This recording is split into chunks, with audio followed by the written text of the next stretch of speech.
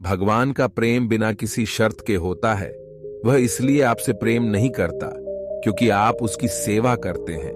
वह कोई लेन देन व्यापार नहीं करता है। ओशो यही बात इस कहानी के जरिए समझाना चाहते हैं। एक सूफी फकीर की हमेशा की आदत थी कि अकेला भोजन नहीं करता था, हर किसी को निमंत्रण दे देता था या बुला लाता था।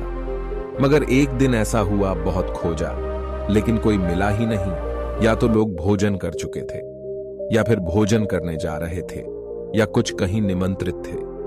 कोई राजी ही नहीं हुआ आने को और अकेले वह भोजन नहीं करता, किसी के साथ में ही भोजन करता, बांटकर ही भोजन करता। उसने सोचा आज भूखा ही रहना पड़ेगा। तभी द्वार पर एक बूढ़े आदमी ने दस्तक दी और उसने कहा, मैं बहुत भूखा हूं, क्या कुछ खाने को मिल सकता है? उसने कहा, मेरे धन्य भाग आओ, मैं प्रतीक्षा ही कर रहा था। जरूर तुम्हें परमात्मा ने ही भेजा होगा। उसकी करुणा अपरंपार है। उसने मेहमान को बिठाया और थाली लगाई, भोजन परोसा और मेहमान भोजन शुरू करने ही जा रहे थे कि उसने देखा कि इसने तो अल्लाह का नाम ही नहीं लिया। भोजन के पहले अल्लाह का नाम तो लेना चाहिए, प्रार्थना तो करनी चाहिए। उसने उसका हाथ पकड़ लिया। इससे पहले कि कोर मुंह में जाए उसने कहा, रुको, अल्लाह का नाम नहीं लिया। उस आदमी ने कहा, मैं अल्लाह आदि में भरोसा नहीं करता, कोई ईश्वर नहीं है तो मैं क्यों नाम लूं? सूफी फकीर ने कहा, फिर भोजन न कर सकोगे। और तभी अचानक अल्लाह की आवाज सुनाई पड़ी, अरे पागल, मैं इस आदमी को 70 साल से भोजन दे रहा हूं और इसने एक भी बार मेरा नाम नहीं लिया और तूने इसका बढ़ा हुआ हाथ पकड़ लिया। ये भूखा बूढ़ा भोजन, और भोजन में भी शर्त बंदी। भोजन में भी तूने शर्त लगा दी। प्रेम में कोई शर्त नहीं होती है। तुझे अनुग्रहित होना चाहिए कि इसने तेरा निमंत्रण स्वीकार किया।